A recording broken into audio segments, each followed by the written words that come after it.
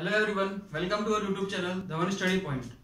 Till the last lecture, we had discussed about the features of particle in 1D box. There were 5 features in the particle in 1D box. First one was the graph between psi and x.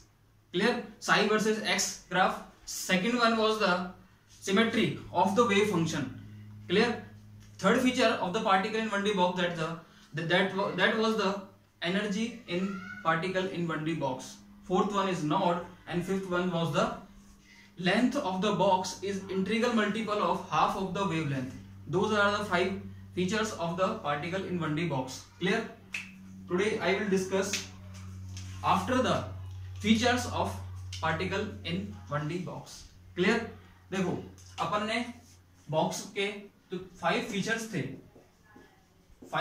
थे, उनको अपन ने 1 bye 1 discuss किया था. जो अपना first one feature था वो अपना क्या था? Graph between Sai and x.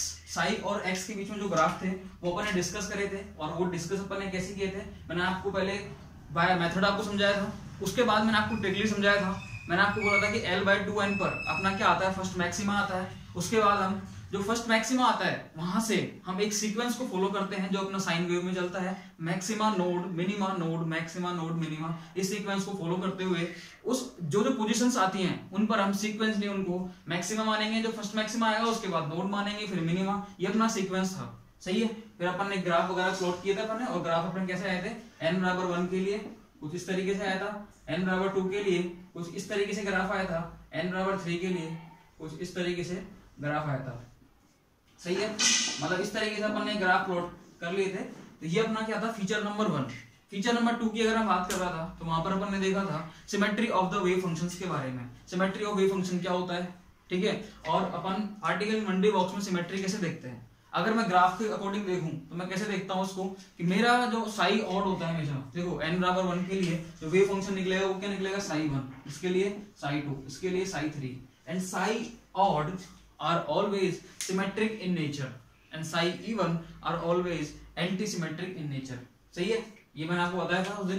मैंने क्या बोला था आपसे कि जो साई होता है, साई अगर ऑड है, साई अगर क्या है? ऑड, और साई इवन है. साई ऑड जो होंगे हमेशा वो क्या होंगे? सिमेट्रिक होंगे. उनके ग्राफ जो आएंगे कैसे आएंगे? सिमेट्रिक. और साई इवन जो होता है इनके ग्राफ हमेशा कैसे आते हैं? Anti symmetric. सही है. साई ऑड के ग्राफ हमेशा कैसे आते हैं? सिमेट्रिक. और साई इवन के कैसे आते हैं? Anti symmetric. तो सिमेट्री ऑफ वेव फंक्शन के बारे में मैंने आपको बता दिया था. और इसको अगर वेव फंक्शन से ही लिंक करें अपन केवल विदाउट ग्राफ तो हम क्या बोलते थे? When x is replaced by the -x and function does not change, then we can say that function is the symmetric wave function. And x is replaced by the -x and function will become same but with negative sign, then we can say that function is known as the anti-symmetric wave function. ये मैंने आपको बताया था. सही है. मैंने ये तो बोला था आपसे कि x ये साई होता है, इसमें इस x को अगर अपन -x से रिप्लेस करें, ये लो -x से रिप्लेस कर दिया, और अगर ये सेम रहता है दैट मींस ये क्या है? अपना सिमेट्रिक वेव फंक्शन है. ये क्या है? अपना सिमेट्रिक वेव फंक्शन. और यहीं पर अगर अपन इस x को -x से रिप्लेस कर दें और मेरा वेव फंक्शन क्या हो जाए? नेगेटिव हो जाए विद द सेम वैल्यू और सेम मैग्नीट्यूड, तो हम क्या कह सकते हैं? That function is known as the anti symmetric wave function. सही है. ये तो मैंने आपको बता दिया था. ठीक है. इसमें सिमेट्री ऑफ वेव फंक्शंस के बारे में ये अपना फर्स्ट फीचर था ग्राफ के बारे में. सेकंड फीचर अपना क्या था? हाँ जी, symmetry of wave function. Third था अपना एनर्जी के बारे में. और एनर्जी के बारे में मैंने आपको कुछ रिलेशंस बताए थे. k² की वैल्यू से मैं कुछ निकाल के लाया था रिलेशन, वहां से फिर मैं एनर्जी की टर्म निकाल के लाया था. और एनर्जी जो आई थी मेरी 2 फॉर्म में आई थी. सही है. एक तो एच कट की फॉर्म में और एक एच की फॉर्म में. एच कट की फॉर्म में हम उसे लिखते हैं तो हम क्या लिखते हैं? n² π² h cut square by 2ml². और h की टर्म में लिखते हैं तो कैसे लिखते हैं? n² h² upon 8ml². ये देखो एनर्जी क्या होती है अपनी? n² h² h cut square की फॉर्म में लिखे तो ये रहेगी. और अगर इसी को n² h² अपॉन 8ml², ये क्या है? h की फॉर्म में है ये. सही है. ये लो, ये अपनी थी एनर्जी. इसमें किसी को कोई डाउट नहीं था. सही है. और फिर मैंने आपको बताया था कि जैसे जैसे n की वैल्यू इंक्रीज होती है तो एनर्जी की वैल्यू तो बढ़ेगी, लेकिन इनके बीच में 2 एनर्जी लेवल के बीच में जो स्पेसिंग होती है, 2 एनर्जी लेवल के बीच में जो स्पेसिंग होती है वो भी क्या होती है? धीरे धीरे इंक्रीज होती है as the value of n increases. ये मैंने आपको बता दिया था. ये अपना था third feature of the box. अपना था fourth feature of the box, वो बताता है नोड के बारे में। किसके बारे में बताता है? नोड के बारे में। फोर्थ फीचर जो है नोड के बारे में बताता है। नोड क्या होती है? सुनो, बाउंड्री कंडीशन को छोड़कर अगर मेरा वेव फंक्शन कहीं पर भी जीरो हो जाता है तो उसको मैं क्या बोलता हूँ? नोड। लेकिन ध्यान रखना, बाउंड्री कंडीशन को छोड़ के, सही है। तो एक तो अपन उसको ग्राफ के अकॉर्डिंग अपन ने देखा था, एक अपन ने फॉर्मूले के अकॉर्डिंग भी देखा था।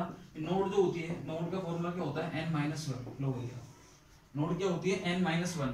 और n क्या होता है यहाँ पर? ट्रांसलेशनल क्वांटम नंबर, सही है।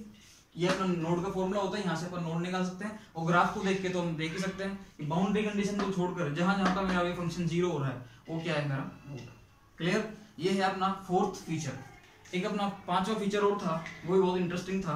वो क्या था? The length of the box is the integral multiple of half of the wavelength. Clear?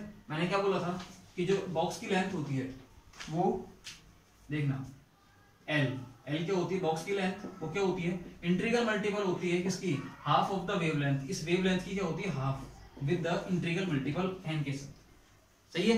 L lambda क्या है यहाँ पर? वेवलेंथ। हमें पता है कि जब हम साई1 का प्लॉट ड्रॉ करते हैं इस तरीके से तो ये हमको हाफ वेव मिलती है। हाफ वेव मिलती है अगर n बराबर 1 है। n बराबर क्या है? 1। ये n बराबर 1 का प्लॉट है। इसको अपन इसमें 1 रख के देखेंगे तो क्या है? λ/2। दैट मींस क्या है? दैट मींस ये है कि साई1 का जो प्लॉट आ रहा है ये साइन वेव का आधा है, मतलब एक वेव का आधा है, इसलिए क्या है? ये λ/2। इसने इसको क्या कर दिया? प्रूव कर दिया। ये जो फिफ्थ फीचर था इसका क्या था? The length of the box is the integral multiple of half of the wavelength. ये हमारा क्या होता है? प्रूफ होता है, सही है। यहां से प्रूव हो गए। ये अपने थे 5 features. First, graph of Sai versus x. Second, symmetry of wave function. Third, energy in particle in 1D box. Fourth, node in box. And 5, length को अपन ने कंपेयर करा किससे? वेवलेंथ से। ये अपने थे features of 1D box. Feature अपने 1D box अपने लास्ट लेक्चर तक कंप्लीट हो चुके थे। अब अपन जो आगे लेने जा रहे हैं, मैं आपको एक चीज और बताता हूँ। मैंने आपको जब फर्स्ट फीचर लिखाया था तो मैंने आपको बोला था plot of Sai and Sai square, सही है। आप लास्ट क्लासेस जो थी बीएससी की या एमएससी की क्लास ले लो तो वहां पर अपन एक टॉपिक पढ़ते हैं, significance of Sai and Sai square. मतलब साई का सिग्निफिकेंस क्या है और साई स्क्वायर का सिग्निफिकेंस क्या है, इनका मतलब क्या है, मीनिंग क्या है इनका, सही है। तो साई का मीनिंग तो अपन जानते ही जनरली। साई क्या होता है एक्चुअल में? जो वेव फंक्शन होता है उसको अपन रिप्रेजेंट किससे करते हैं? साई से। साई क्या होता है? Wave function of that system. उस सिस्टम का क्या होता है? Wave function. लेकिन इस वेव फंक्शन से अपन कभी भी पार्टिकल के पाए जाने की संभावना, फाइंडिंग ऑफ द पार्टिकल, वो हम कभी भी नहीं देख सकते। मतलब जो पार्टिकल के पाए जाने की संभावना है, probability of finding of particle, इसको कभी भी अपन साई से देख नहीं सकते। देख सकते हो क्या आप? देखो कैसे देखोगे, आप खुद ही देखना, बताना मेरे को एक चीज, देखना आप खुद बताना इसको एक बार। देखना जैसे मैंने एक ग्राफ प्लॉट करा, सही है। ये ग्राफ मैंने प्लॉट करा n=1 के लिए, ये आ गया। n=2 के लिए मैं प्लॉट करता हूँ, लो ये आ गया। n=3 के लिए करता हूँ मैं ग्राफ प्लॉट, ये आ गया, सही है। अब यहां से आपको देखना है probability of finding of the particle in 1D box. तो कैसे देखेंगे अपन? देखो आप इधर आ रहे हो, क्या हो रहा है? पार्टिकल के पाए जाने की संभावना इंक्रीज हो रही है, फिर कम हो रही है, 0 हो गई। इधर देखते हैं, पहले बढ़ा, फिर 0 हो गया, फिर माइनस में चला गया। अरे ऐसी कैसी प्रोबेबिलिटी जो नेगेटिव में चली गई? माइनस में कभी प्रोबेबिलिटी जा सकती है क्या? माइनस में कभी भी प्रोबेबिलिटी जा सकती है क्या? नहीं जा सकती। नेगेटिव में प्रोबेबिलिटी को अपन कभी भी शो नहीं करते, सही है। जो प्रोबेबिलिटी होगी पार्टिकल के पाए जाने की संभावना, वो माइनस में कैसे हो सकती है? नहीं हो सकती।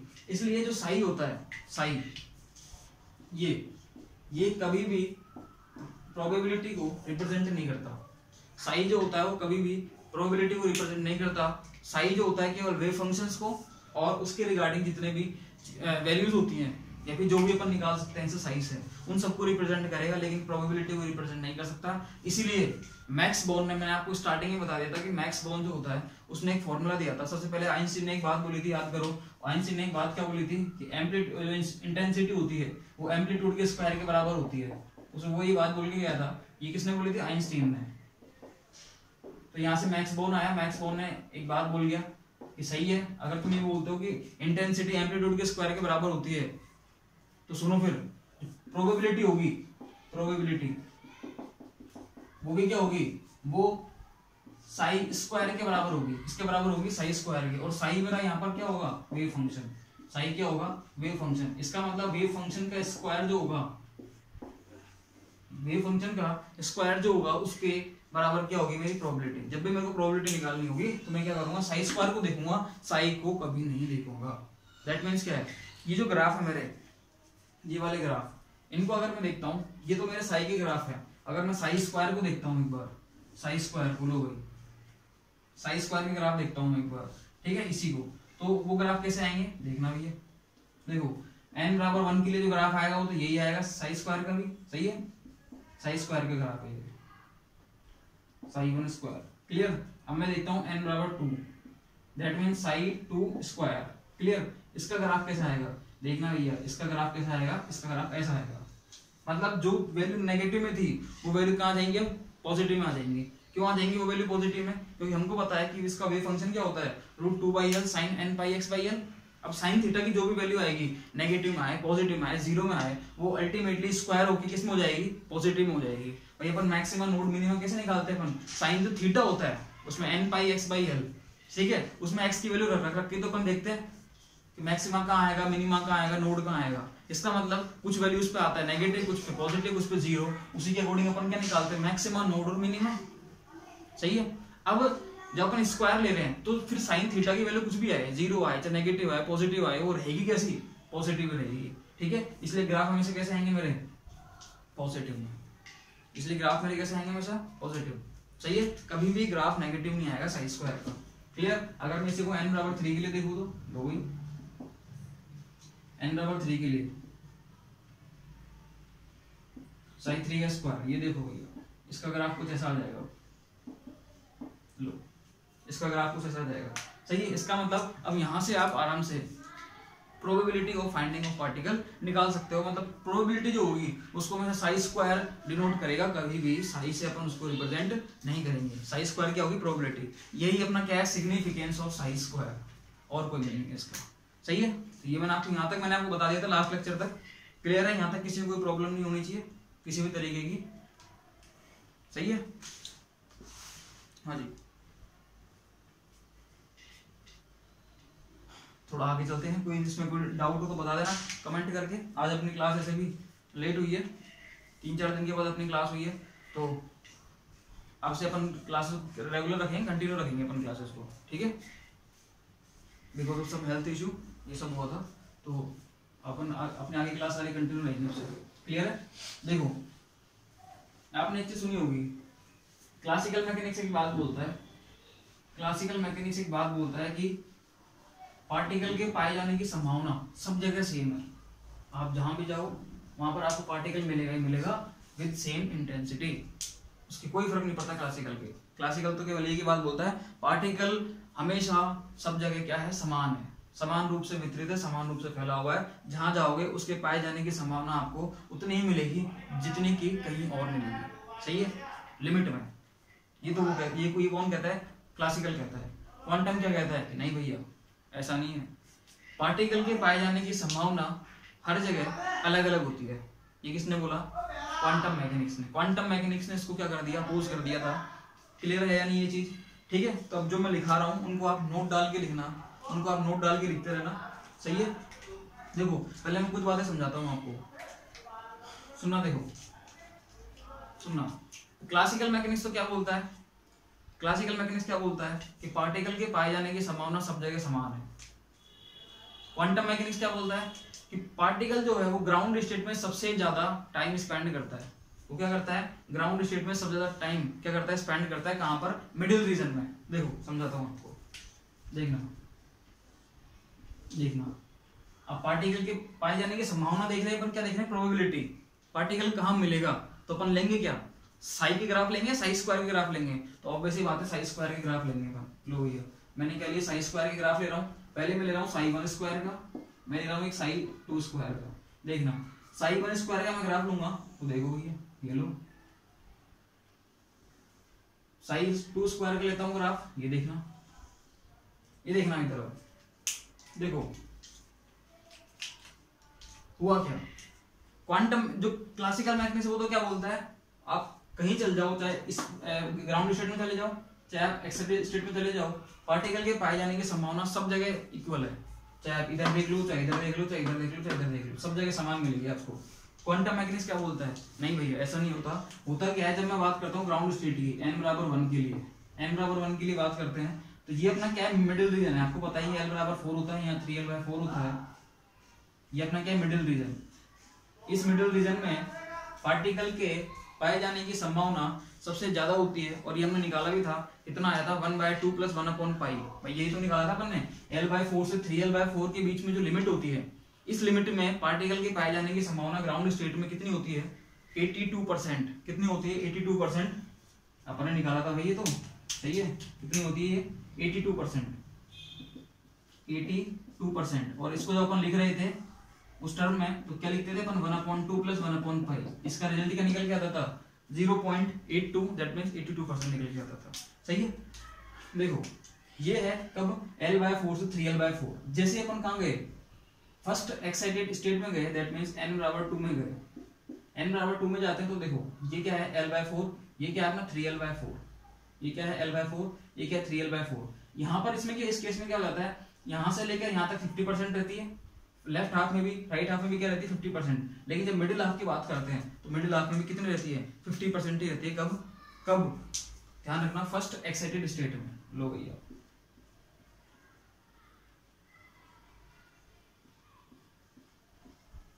मतलब फर्स्ट एक्साइटेड स्टेट में जो पार्टिकल के पाए जाने की संभावना है इन द मिडिल हाफ, वो क्या रहती है? 50% रहती है। जबकि ग्राउंड स्टेट में कितनी रहती है? ग्राउंड स्टेट में 82% रहती है। सही है। अपन जब और आगे चलेंगे तो हम ये देखते हैं कि पार्टिकल के पाए जाने की संभावना बीच में कम हो गई, और बाकी अदर रीजन में क्या हो गई? और ज्यादा बढ़ गई। ठीक है। देखो इसको मैं समझा कैसे रहा हूं आपको। ग्राउंड स्टेट में पार्टिकल के पाए जाने की संभावना मिडिल रीजन में क्या है? मैक्सिमम है। मतलब ग्राउंड स्टेट में जो पार्टिकल होता है वो सबसे ज्यादा टाइम स्पेंड करता है। मैं कहना चाह रहा हूँ, ग्राउंड स्टेट में जो पार्टिकल है वो सबसे ज्यादा टाइम स्पेंड करता है। सबसे ज्यादा पार्टिकल आपको यहीं पर मिलेगा, ग्राउंड स्टेट में। सही है। इसका मतलब मैं ये बोल सकता हूँ क्या, कि हमें यहाँ पर क्या मिलती है? यूनिफॉर्मिटी नहीं मिलती। मतलब जो पार्टिकल के पाए जाने की संभावना है वो इक्वल नहीं है, वो क्या है? अलग अलग है। ये बात समझ में आई या नहीं आई? ये बात समझ में आई या नहीं आई? इसका मतलब अपन क्या बोल सकते हैं इसको? Non uniformity. Non uniformity in distribution. यहाँ पर अपन क्या बोल सकते हैं इसको? Non uniformity in distribution. यहाँ पर पार्टिकल के पाए जाने की संभावना क्या है? अलग अलग है। बीच में ग्राउंड स्टेट में ज्यादा है, बाकी में कम है। ऊपर चलते हैं तो यहाँ पर हमें ये देखने को मिलता है कि इधर देखते हैं 25%, इधर देखते हैं तो 25%, इतने में देखते हैं तो 25%, इधर देखते हैं तो 25%। दैट मीन्स हमें थोड़ी सी यूनिफॉर्मिटी मिली। हम जैसे हायर वैल्यू ऑफ n पे जा रहे हैं वैसे क्या हो रहा है? वैसे वैसे क्या हो रहा है? हमें यूनिफॉर्मिटी मिल रही है। यूनिफॉर्मिटी इन डिस्ट्रीब्यूशन मिल रहा है हमें। सही है बात? ये बात सही है या नहीं है? क्लियर है? हम जब ग्राउंड स्टेट में थे तो पार्टिकल सबसे ज्यादा टाइम स्पेंड कर रहा था। हम जैसे हायर वैल्यूज पे गए इस क्वांटम नंबर के, तो हम देखते हैं पार्टिकल के पाए जाने की संभावना लगभग सब जगह क्या रह रही है? समान रहती है। सही है। फिर हम जब बहुत ज्यादा हायर वैल्यूज पे जाएंगे तो हमें एक टाइम ऐसा मिलेगा जब पार्टिकल सब जगह सेम, उसके पार्टिकल की पाए जाने की संभावना हमको सेम मिलेगी। मतलब वहां पर यूनिफॉर्मिटी बिल्कुल इक्वल हो जाएगी। क्या हो जाएगी? इक्वल हो जाएगी। देखो थोड़ा और इसको ऊपर लेते हैं, मैंने ग्राफ को, ये ग्राफ थोड़ा और ऊपर लेते हैं। वही है, देखो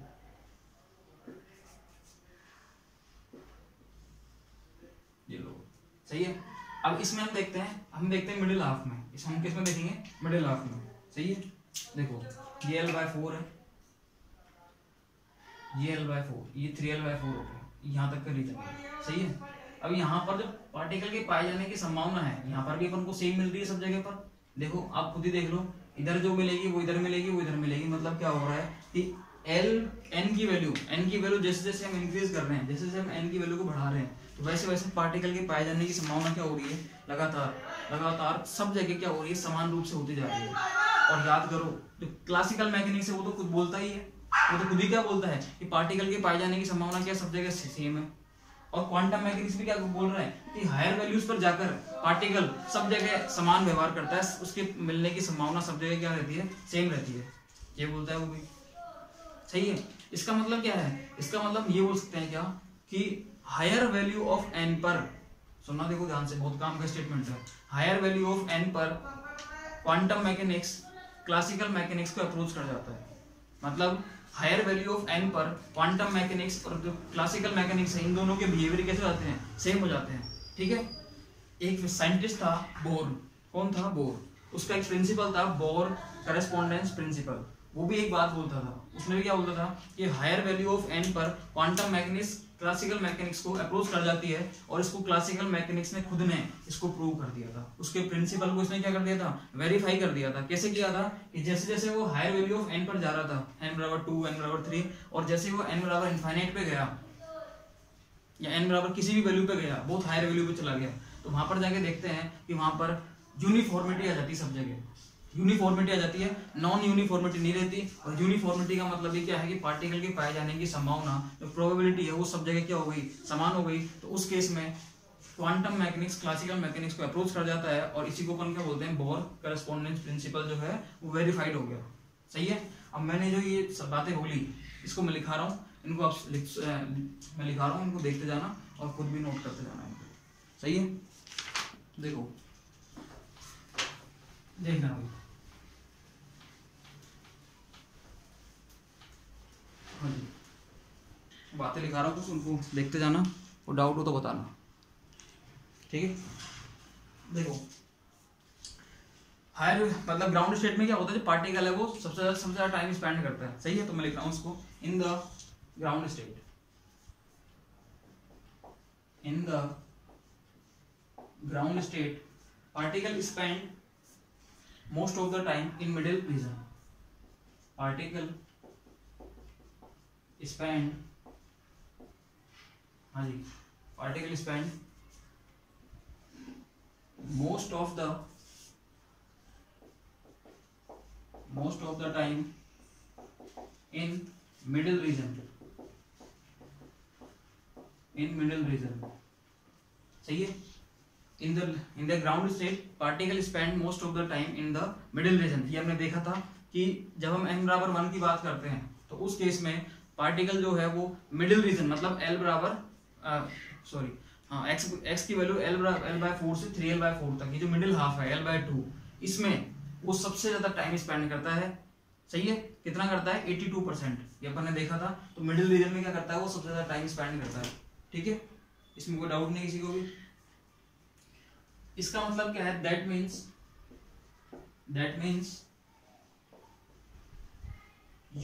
नॉन यूनिफॉर्मिटी, क्या हो गया, non uniformity in distribution, non uniformity in distribution of the particle in low energy, of the particle, हाँ जी, इन low energy level,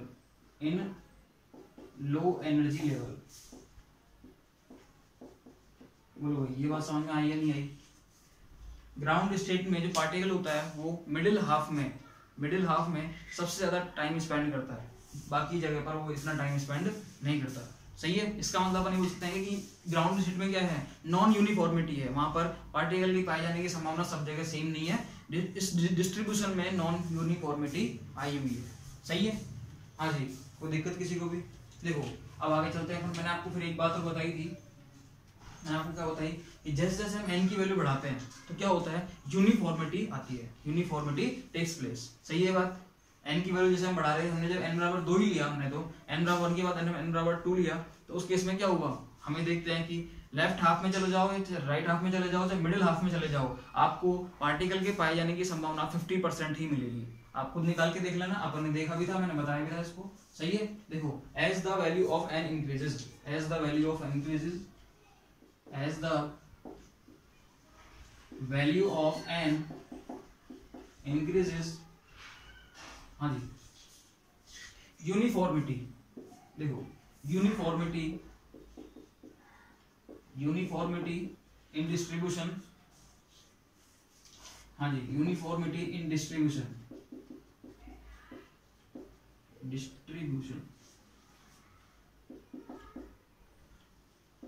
uniformity in distribution increases.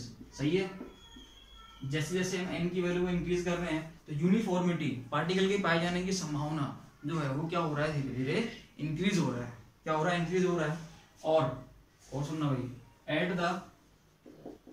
The higher value of n, at the higher value of n, n की higher value पे क्या होता है आपको पता है कि पार्टिकल ऐसे बिहेव करने लग जाता है जैसे वो सब जगह समान रूप से फैला हुआ है, उसके पार्टिकल के पाए जाने की संभावना क्या हो जाती है, बिल्कुल इक्वल हो जाती है at the higher value of n पर। और यहीं पर अपन बोल देते हैं कि क्वांटम मैकेनिक्स क्लासिकल मैकेनिक्स को अप्रोच कर जाता है।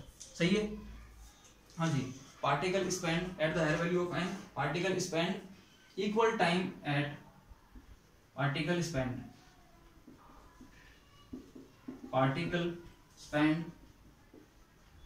equal time at every value of n। सही है, at every region of probability, और particle spend equal time at every region of probability, at every region of probability। आप probability check करने के लिए किसी भी रीजन में चले जाओ, आपको वहां पर पार्टिकल इक्वली मिलेगा आपको वो। सही है, उसकी जो प्रोबेबिलिटी है आपको कैसे मिलेगी, इक्वली मिलेगी। क्लियर, इसका मतलब क्या बोल सकते हैं अपन कि जो कंटिन्यूटी होती है वो जनरेट हो जाती है। मैं वो समझा दूंगा, ग्राफ बनाऊंगा, उस ग्राफ से समझ में आ जाएगा आपके। एंड कंटिन्यूटी कंटिन्यूटी जो होती है वो क्या हो जाती है, जनरेट हो जाती है। मतलब कुल मिला के कुछ नहीं है कि पार्टिकल को जैसे अपन n की वैल्यू को अपन जैसे बहुत हायर लेवल पे ले जाते हैं तो उस केस में क्या होता है, पार्टिकल के पाए जाने की संभावना क्या होती है, बिल्कुल समान हो जाती है। आपको पार्टिकल सब जगह सेम मिलेगा, इसका मतलब एक कंटिन्यूटी क्या हो जाएगी, जनरेट हो जाएगी। सही है, और क्लासिकल बिहेवियर आ जाता है यहीं पर, क्योंकि अपन बोलते हैं कि हायर वैल्यू ऑफ n पर जो क्वांटम मैकेनिक्स है वो क्लासिकल मैकेनिक्स को अप्रोच कर जाती है। क्यों कर जाती है, क्योंकि जो क्लासिकल मैकेनिक्स है उसने भी क्या बोला था, क्लासिकल मैकेनिक्स ने भी यही बात बोली थी कि पार्टिकल के पाए जाने की संभावना सब जगह समान है। और क्वांटम मैकेनिक्स भी क्या बोल रहा है कि हायर वैल्यू ऑफ n पर पार्टिकल के पाए जाने की संभावना सब जगह क्या है, समान। दैट मींस हम क्या बोल सकते हैं, एंड क्लासिकल बिहेवियर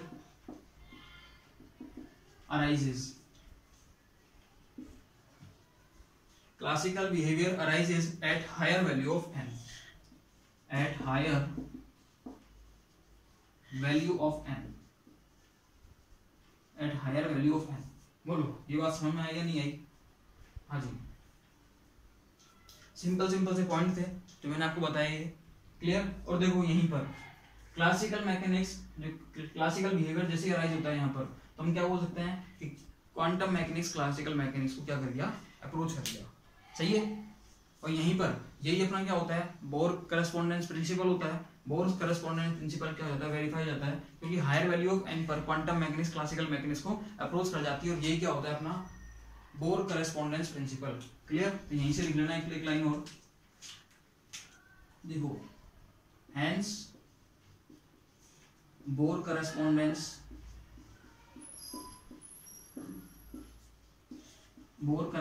प्रिंसिपल, हाँ जी, वेरीफाइड। सही है, बोलो कोई दिक्कत? इसके बारे में एक लाइन और लिखा देता हूं मैं, ये होता क्या है बोर करस्पॉन्डेंस प्रिंसिपल। इसका ध्यान रखना कि ग्राउंड स्टेट में मिडिल रीजन जो होता है, यहाँ पर particle most of the time क्या करता है, स्पेंड करता है। यहाँ पर नॉन यूनिफॉर्मिटी इन डिस्ट्रीब्यूशन, इसका ध्यान रखना भैया, ये लाइन बहुत काम की है। ठीक है, और जैसे हम हायर वैल्यू ऑफ n पर जाते हैं, जैसे हम वैल्यू ऑफ n इंक्रीज करते हैं तो यूनिफॉर्मिटी जो होती है वो डिस्ट्रीब्यूशन को क्या हो जाती है, इंक्रीज हो जाती है। क्लियर है चीज? हाँ जी, और बोर करस्पॉन्डेंस प्रिंसिपल क्या हो जाता है, वेरीफाई हो जाता है कब, हायर वैल्यू ऑफ n पर। अभी होता क्या है इसके बारे में थोड़ा लिखा देता हूँ मैं, सुनना देखो ध्यान से। मेरे को यहाँ थोड़ी जगह चाहिए इसलिए मैं इसको यहीं लिख रहा हूँ नीचे। क्लियर, देखो ग्राफ ड्रॉ करना है आगे जाके, इसलिए मैं इस बात को भी यहीं लिख रहा हूँ। According to this principle, according to Bohr corresponding principle क्या होता है, at large value of n prediction made by quantum mechanics is same as the classical mechanics। मतलब जो predictions classical mechanics के होते हैं वही predictions किसके हो जाते हैं, quantum mechanics के हो जाते हैं हाई वैल्यू ऑफ n पर। ये है केवल इसका। सही है, देखो according to this principle, according to this principle, according to this principle, हाँ जी, at higher value of N, या लार्ज वैल्यू लिख लो, एक ही बात है, at large value of N, हाँ जी, at large value of N, सुनना ध्यान से देखो, predictions made by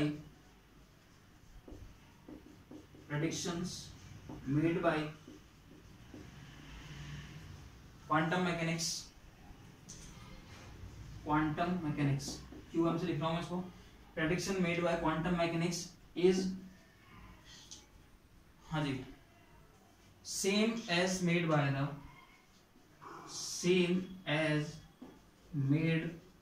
the classical mechanics. जो क्लासिकल मैकेनिक्स प्रेडिक्शंस होते हैं वही किसके हो जाते हैं, क्वांटम मैकेनिक्स के। हाँ जी, बोलोगे कोई दिक्कत हो तो किसी को, मैकेनिक्स कोई दिक्कत है तो बताना, नहीं है तो कोई दिक्कत है ही, सही है। हाँ जी, सब दिख रहा है तो कोई प्रॉब्लम नहीं किसी को भी। अब देखो, अब मैं थोड़ा सा आगे चलता हूँ और देखना क्या कर रहा हूँ मैं यहाँ पर। अब मैं इसको ग्राफ से आपको समझा रहा हूँ इन चीज़ों को, यहाँ तक किसी कोई प्रॉब्लम है नहीं, मैं इसको ग्राफ से डिनोट कर रहा हूँ, देखना भाई, सुनना ध्यान से,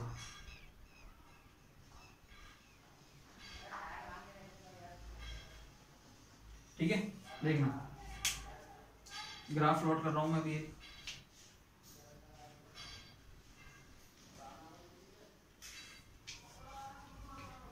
सही है। हाँ जी,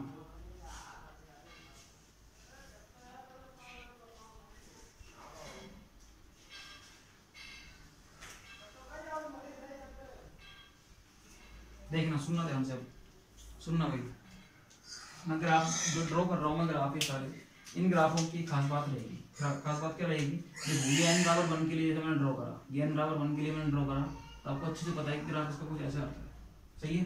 मैं बात करता हूँ n बराबर 2 के लिए, इसके लिए बात करता हूँ n बराबर 2 के लिए। आपको ये भी पता है कि मैं बात किसकी करूंगा, जब मैं बात करूं प्रोबेबिलिटी की, पार्टिकल के पाए जाने की संभावना, दैट मींस प्रोबेबिलिटी। तो प्रोबेबिलिटी क्या होती है, साई स्क्वायर। तो मैं यहाँ पर जो भी ग्राफ लूंगा वो किसके लूंगा, साई स्क्वायर के ग्राफ लूंगा मैं, यहाँ पर ध्यान रखना, इसके ग्राफ लूंगा मैं, साई स्क्वायर के ग्राफ लूंगा, सही है। मैं कभी भी साई की ग्राफ नहीं लूंगा। बोलो ये बात समझ में आ रही है, नहीं आ रही? आ रही, बहुत बढ़िया। देखना, ठीक है। हाँ जी, देखो अब हम और आगे चलते हैं, तो ऐसे ग्राफ अपन लेते जाएंगे। तो हमें पता है कि जब हम n बराबर 1 के लिए थे, जब हम किसके लिए थे, n बराबर 1 के लिए, तो n बराबर 1 में मतलब ग्राउंड स्टेट में पार्टिकल के पाए जाने की संभावना मिडिल रीजन में सबसे ज्यादा थी।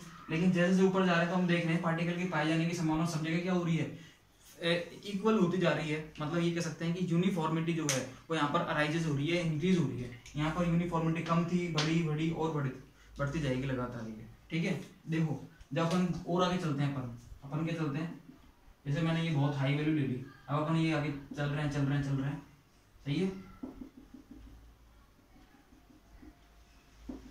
लो भैया, अपन क्या चल रहे हैं, बहुत हायर वैल्यूज पे जा रहे हैं अपन। अभी अपन एक नॉर्मल वैल्यूज पे आ रहे हैं।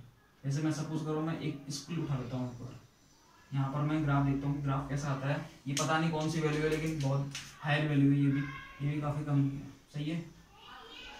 तो ग्राफ कुछ ऐसे आता है यहाँ पर, लो भाई, सही है। तो यहाँ पर अपन देखते हैं पार्टिकल के पाए जाने की संभावना क्या हो गई, सब जगह और मतलब इक्वल हो गई। यहाँ पर फिर भी कम थी, यहाँ पर देखो, यहाँ पर क्या हो रही थी, जैसे देखो इधर थे अपन, यहाँ पर इधर आए तो पहले बढ़ी, फिर घटी, फिर बढ़ी, फिर घटी, फिर बढ़ी।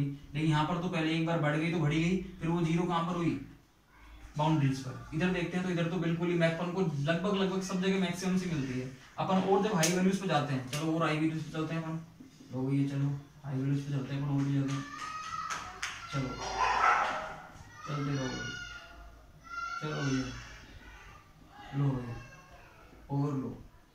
और हाई वैल्यूज पे जाना है आपको, आसमानी छूना है आपको, अब तो आसमानी छूना है भैया।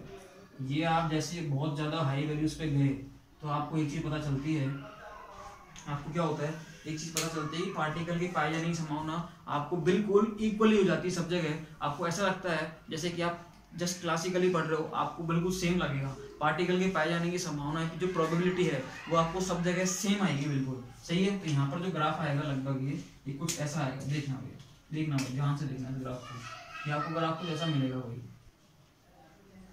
मतलब ये जो मैक्सिमा से आ रहे हैं छोटे छोटे, ये इतने सारे मैक्सिमा मिलेंगे आपको, ये आपको यूँ लगेगा कि पार्टिकल जो है वो अपन को सब जगह कैसा मिल रहा है, एक जैसा मिल रहा है, बिल्कुल सब जगह सेम सा मिल रहा है। आपको पार्टिकल क्या मिल रहा है, सब जगह एक जैसा मिल रहा है, बिल्कुल सेम सही। बोलो ये बात क्लियर है? हाँ जी, इसको बड़ा बना लेते हैं, थोड़ा छोटा सा तो हो गया, कोई बात नहीं, दोबारा हो जाएगी मेहनत एक बार, कोई दिक्कत नहीं है, सही है। चीज़ें समझ में आनी चाहिए, टाइम लग जाए लेकिन चीज़ें समझ में आती हैं तो कोई दिक्कत नहीं होती है। टॉपिक को एक बार पढ़ो, 2 बार पढ़ो, 10 बार पढ़ो, समझ में नहीं आया तो पढ़ते ही रहो लगातार भैया।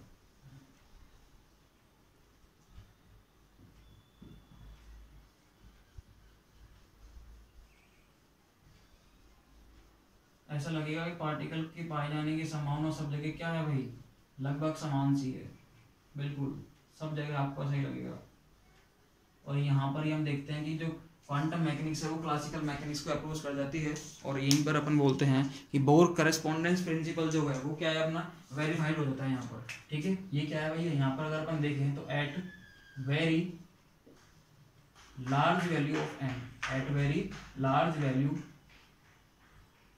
हाँ जी, at very large value of N, clear है। तो यहाँ पर अपन क्या बोलते हैं कि जो पार्टिकल है वो क्या हो गया, वो हमें यहाँ पर सेम इंटेंसिटी के साथ मिलेगा, पार्टिकल के पाए जाने की संभावना हमको इक्वल रहेगी सब जगह पर, सही है। और यहाँ पर अपना क्वांटम मैकेनिक्स क्लासिकल को अप्रोच कर जाती है, सही है। तो अपन यहाँ पर लिख सकते हैं कि नाउ देखना, now particle spend equal time, particle spend equal time at everywhere,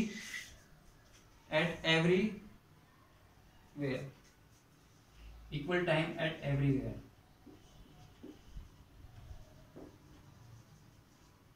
सही है। बोलो इसमें कोई दिक्कत है किसी को भी? यहाँ से जैसे अपन इधर जा रहे हैं ऊपर की तरफ तो क्या हो रहा है, एनर्जी लेवल इंक्रीज हो रहा है, एनर्जी क्या हो रही है भैया, इंक्रीज, सही है। बोलो किसी भी तरह की कोई दिक्कत हो?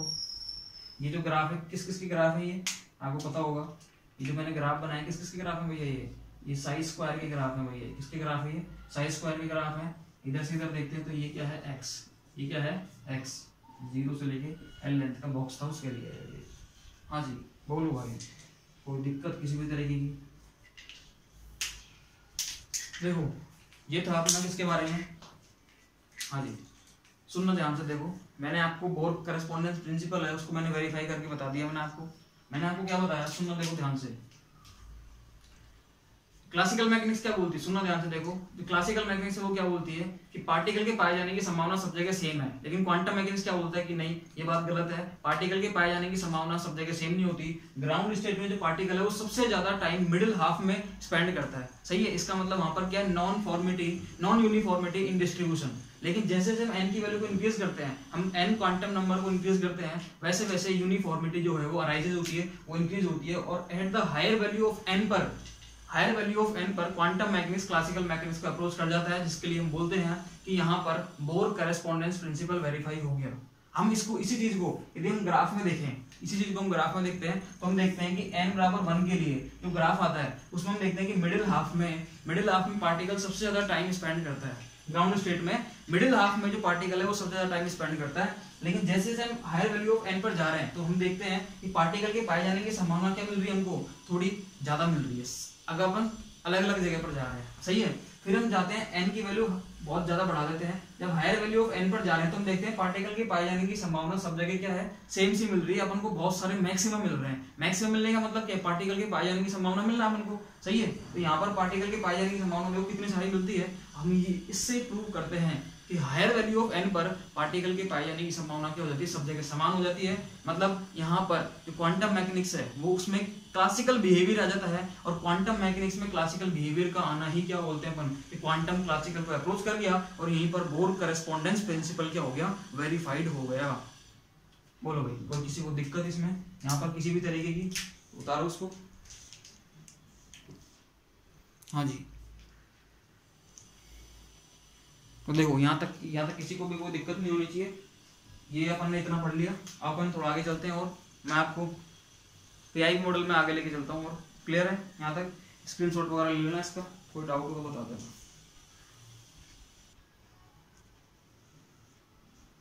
हाँ जी, अब आगे देखना, इस चीज को मैं हटा रहा हूँ, अब समझना आप आगे चीज। मैं आपको 1D बॉक्स के वेव फंक्शन के बारे में बताता हूँ। 1D बॉक्स में जो वेव फंक्शन होता है उसमें अपन उसको अपन कैसे निकालेंगे, अगर आपको बॉक्स की लेंथ कैसे दे दी हो -l से +l, उसका और समझना कि उसमें क्या होता है एक्चुअल में अपना वेव फंक्शन बदल जाता है।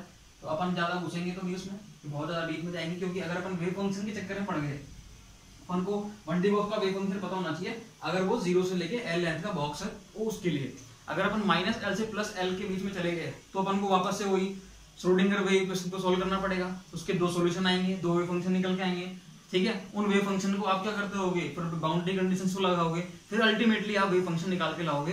क्लियर है? अब देखो यहाँ पर मैं आपको वो चीजें नहीं कराऊंगा सारी चीजें, क्योंकि वो आपके लिए भी कॉम्प्लिकेटेड हो जाएगा, वहां से कोई क्वेश्चंस भी नहीं आते। तो उससे अच्छा है कि अपन क्या करते हैं, उससे बढ़िया है कि हम उन वेव फंक्शन को सीख लेते हैं कि कैसे बनाते हैं, बस इतना सा। सही है? तो बस उसको देख लेना, आपके सारे काम हो जाएंगे। देखो सुनना ध्यान से। हाँ जी, देखो देखना भैया, देखो मैं बात करता हूँ 1D बॉक्स के वेव फंक्शन। अगर आपको बॉक्स कैसा दे दे, 0 से लेके l लेंथ का नहीं, -l से +l का। देखो इधर ये आपको कोई बॉक्स दे दिया भैया, ये आपको क्या दे दिया, कोई बॉक्स दे दिया। इसकी जो लेंथ है वो क्या है, -l से लेकर +l है। तो ये टोटल लेंथ कितनी हो गई इसकी टोटल लेंथ 2l हो गई है। बोलो भाई सही है? और मैं वही ले रहा हूँ, v बराबर यहाँ पर इनफाइनाइट है, l मेरे भी इनफाइनाइट है। हाँ जी, लेकिन इंटरनल क्या है, v = 0, अंदर क्या है, v = 0, मतलब जो पोटेंशियल एनर्जी है वो क्या है अंदर, v = 0। सही है? यहाँ तक किसी को डाउट है? किसी को डाउट नहीं होना चाहिए भाई यहाँ पर। सही है? अब देखो वेव फंक्शन अपन, मैंने आपको जैसा अभी बताया कि वेव फंक्शन अगर अपन ऐसे निकालने लग गए कि पहले अपने श्रोडिंगर वेव इक्वेशन लिखी, उस श्रोडिंगर वेव इक्वेशन को सॉल्व करके हम वेव फंक्शन लेके आए, उस वेव फंक्शन में हमने बाउंड्री कंडीशन को अप्लाई करा और फाइनली हम अपना वेव फंक्शन लेके आए, फिर उसको नॉर्मलाइज करके अपन एक नॉर्मलाइज वेव फंक्शन लाएंगे। तो ये तो फिर अब ये तो क्या हो जाएगा, ये फिर अपना एग्जाम से थोड़ा आउट हो जाएगा, मतलब अपना एग्जाम सिलेबस से आउट हो जाएगा। तो वहां पर को नहीं जाना, अपन को इतना देखना है कि यहाँ से वेव फंक्शन निकलता क्या है। लेकिन एक्चुअल में क्या होता है, जब हम इस चीज को देखते हैं तो यहाँ पर जो वेव फंक्शन है वो डिपेंड करता है n की वैल्यू पर। इसलिए अपन क्या करेंगे, वेव फंक्शन को अपन याद करेंगे, क्योंकि यहाँ से अपन देखेंगे कि n की वैल्यू जब ऑड होती है तो वेव फंक्शन अलग निकल के आता है, और n की वैल्यू जब इवन होती है तो वेव फंक्शन अलग निकल के आता है। इसलिए हम कभी भी यहाँ पर वेव फंक्शन को डिराइव नहीं करेंगे, यहाँ पर अपन सीधे उस वेव फंक्शन को याद करेंगे। ठीक है? तो मैं आपको समझाता हूँ कि वो वेव फंक्शन कैसे अपन उससे डील करेंगे अपन उस वेव फंक्शन से। यहाँ पर n की वैल्यू से वेव फंक्शन भी अपना वेरी होता है, जबकि पहले नहीं हो रहा था अपना ऐसा। सही है? देखना इधर, देखो यहाँ पर अपन वेव फंक्शन की बात करते हैं तो वेव फंक्शन इधर मैं लिख रहा हूँ, आराम से सुनते जाना भाई। वेव फंक्शन देखो इधर, एक बार मैं ले रहा हूँ कि n की वैल्यू क्या हो, ऑड हो। एक बार क्या हो, n की वैल्यू ऑड हो, या पहले इवन ले लो, एक बार पहले इवन ले लेते हैं, n = इवन। इसका मतलब क्या बोल सकते हैं कि n बराबर क्या है, हाँ जी n = इवन। n बराबर जब इवन होता है तो अपन क्या बोल सकते हैं कि n बराबर क्या हो गया, 2 हो गया, 4 हो गया, 6 हो गया, 8 हो गया, 10 हो गया, एंड सो ऑन। क्लियर है चीज? बोलो भाई सही है? अब यहाँ पर जो वेव फंक्शन निकल के आता है, यहाँ पर जो वेव फंक्शन निकल के आता है, देखो वो क्या निकल के आएगा, साई n के लिए। साई किसके लिए? n के लिए। एक बात बताना मेरे को, एक बात सिंपल सी बताना, अपना उसका वेव फंक्शन क्या था, √2/l sin nπx/l, भाई जो नॉर्मल था अपना। ठीक है? वेव फंक्शन, हाँ जी, wave function of 1D box having length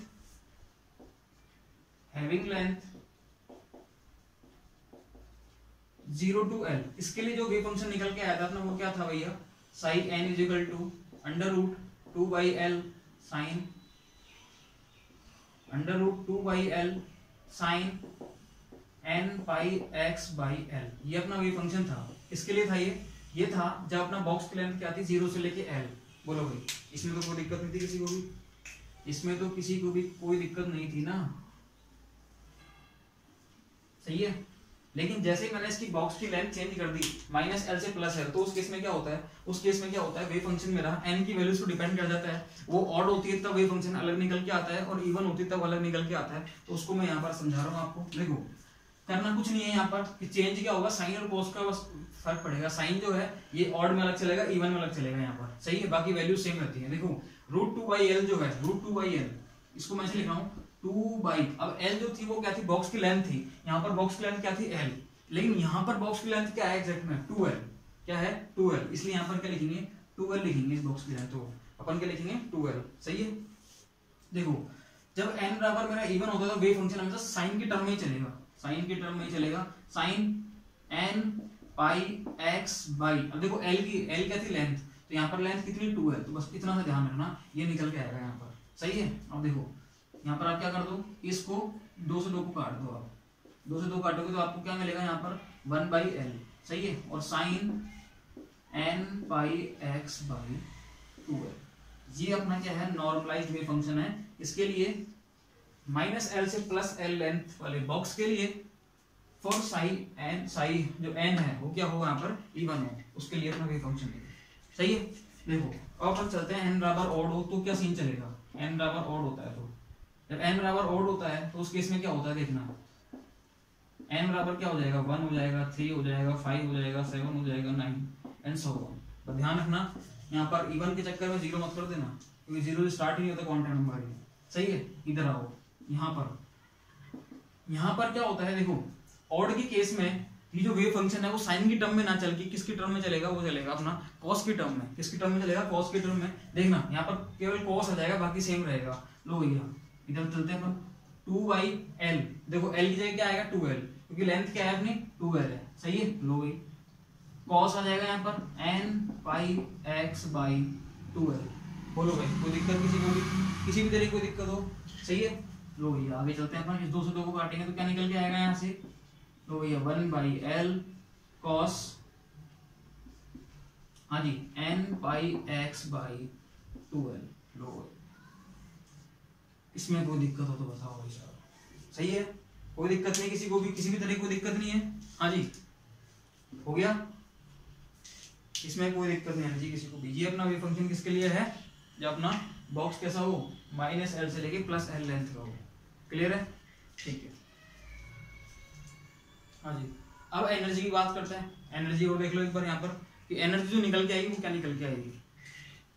देखो एनर्जी जो होती है वो ऐसा नहीं है कि जैसे यहाँ पर वेव फंक्शन चेंज हो रहा है, वेव फंक्शन का फॉर्मूला चेंज हो गया यहाँ पर, इवन के केस में साइन था और ऑड के केस में क्या हो गया कॉस हो गया, तो ऐसा नहीं होगा एनर्जी में भी कि एनर्जी का फॉर्मूला चेंज होगा। वहां पर केवल वो n पर ही डिपेंड करता है। अपन देखते हैं उसका फॉर्मूला निकल के क्या आएगा, ये देखना यहाँ पर जब अपन एनर्जी की ओर बात करते हैं, देखो एनर्जी की ओर बात करते हैं अपन, तो इसके लिए जो एनर्जी निकल के आती है, एनर्जी वो क्या निकल के आती है आपको सबको पता है, n²h²/8ml², ये निकल के आती है। या फिर और क्या निकल के आती है, n²π²h² डिवाइडेड बाय 2ml²। ये लो ये एनर्जी निकल के आती है, आपको सबको पता है अच्छे से, सही है। पूरा बंडी बॉक्स सॉल्व करके आए अपन, यहाँ तक कोई दिक्कत नहीं होनी चाहिए किसी को भी। ये तो जो अपन ने पढ़ा ये किसके लिए था, ये तो था अपना जब बॉक्स क्या हो, बॉक्स की लेंथ 0 से लेके L हो, उसके लिए था तो सही है। लेकिन जब अपन इनके लिए बात कर रहे हैं, तो उस केस में अब जो एनर्जी निकल के आएगी, सुनना देखो ध्यान से, अब यहाँ से जो एनर्जी निकल के आएगी वो क्या होगा, देखो यहाँ पर मैं लिख देता हूँ, आप फिर भी भूल जाओ कहीं पर कि अब यहाँ पर here length of the box is, length of box is 2L। अब क्या है यहाँ पर बॉक्स की लेंथ क्या है इस वक्त अभी 2L है भाई, कि कितनी है 2L, बॉक्स लेंथ क्या है यहाँ पर 2L। अब देखो यहाँ से मैं अगर एनर्जी निकालूंगा तो एनर्जी का फॉर्मूला तो यही रहेगा, लेकिन देखना n²h² डिवाइडेड बाय 8m, अब L की जगह क्या आ जाएगा 2L, क्या आ जाएगा 2L का स्क्वायर हो जाएगा। अब यहाँ से यदि एनर्जी को अपन निकाले तो देखना भाई n²h² डिवाइडेड बाय 8, देखो 8m 4l, ये कितना हो जाएगा 2 का स्क्वायर 4l² मतलब 4l²। अब जब अपन इसको टोटली लिखेंगे अपन तो कैसे लिखेंगे, एनर्जी इज इक्वल टू, हाँ ये 8 कितना हो गया 32, तो n²h²/32 ml²। ध्यान रखना भैया, जब एग्जाम में क्वेश्चन आता है ना ये वाला, सबसे पहले इसी ऑप्शन को अपन काटते हैं कि 32 तो आ ही नहीं सकता कभी भी यहाँ पे, या तो 2 आएगा या 8 आएगा। सबसे पहले आप इसी ऑप्शन को काटोगे और आंसर अपना यही हो गया। और एक बार सही ऑप्शन कट गया उसके बाद तो ढूंढते रहो फिर बाकी तीनों में तो आपको मिल जाए, फिर कैसे मिलेगा आप खुद ही बताओ। सही है, हाँ जी बताओ भैया, देखो कोई दिक्कत है या नहीं है। देखो मैं आपको वापस से बताता हूँ, जब अपन बात करते हैं अपना बॉक्स की लेंथ कितनी हो 0 से l, देखो जब बॉक्स की लेंथ कितनी होती है, जब बॉक्स की लेंथ 0 से लेके l होती है तो उस केस में फॉर्मूला क्या होता है, sine psi is equal to √2/l sin n pi x/l, ये रहता है अपना।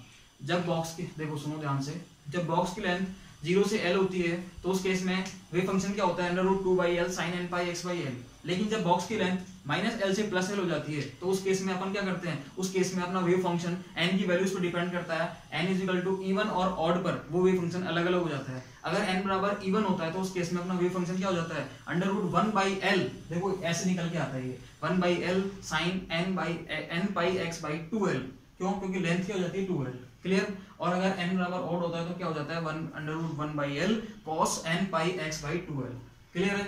एनर्जी अगर अपन यहाँ से देखते थे तो क्या आती थी, n²h²/8ml², ये आती थी। लेकिन जब यहाँ से एनर्जी निकालते हैं तो क्या आती है, n²h²/8ml²। ध्यान रखना एक बात, मेरी बात सुनना ध्यान से, मेरी बात को ध्यान से सुनना। यहाँ से जो एनर्जी निकल के आती है n²h²/32 ml², ये 32 जो है इसको आप एग्जाम में अगर ये क्वेश्चन आता है तो सबसे पहले इसी ऑप्शन को आप काटोगे कि 32 तो कभी नहीं हो सकता, 32 तो कभी नहीं हो सकता, इसका मतलब ये ऑप्शन को आप सबसे पहले काटोगे और सही आंसर यही होगा। और एक बार सही आंसर कट गया तो गलत को फिर ढूंढते ही रहोगे, तो गलत को आप ढूंढते रहोगे, आपको कहां से मिलेगा वो चीज। इसका मतलब ध्यान रखना, एनर्जी को आप कभी भी ऐसा नहीं कि इसका रट्टा मार लो n²h²/8ml², नहीं। वेव मतलब बॉक्स की लेंथ चेंज होने पर अपना वेव फंक्शन और एनर्जी ये भी चेंज हो जाती है, ध्यान रखना इस चीज को। क्लियर है, आप सबसे पहले इसी ऑप्शन को काट रहे होंगे उस टाइम पर, लेकिन ध्यान रखना सही ऑप्शन यही है इनके लिए, n²h²/32 ml²। क्लियर है चीज, बोलो। ये मैंने आपको बताया वेव फंक्शंस के बारे में कि wave functions of Bunty box क्या होता है, सही है। चलो आगे चलते हैं, अपन आपको एक एवरेज वैल्यू को और बता देते हैं कि एवरेज वैल्यू को अपन कैसे कैलकुलेट करेंगे, सही है। एवरेज वैल्यू को और देख लेते हैं अपन, सुनना ध्यान से भाई, और सुनना भाई।